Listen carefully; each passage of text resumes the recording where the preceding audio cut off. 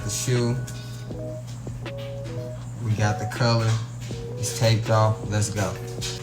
And how we gonna do it is we gonna start right there at the base, right?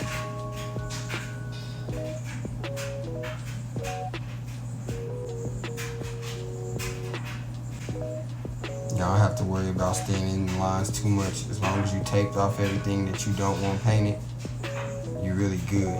So we got the first part done. Boom. Let's get it. And remember is every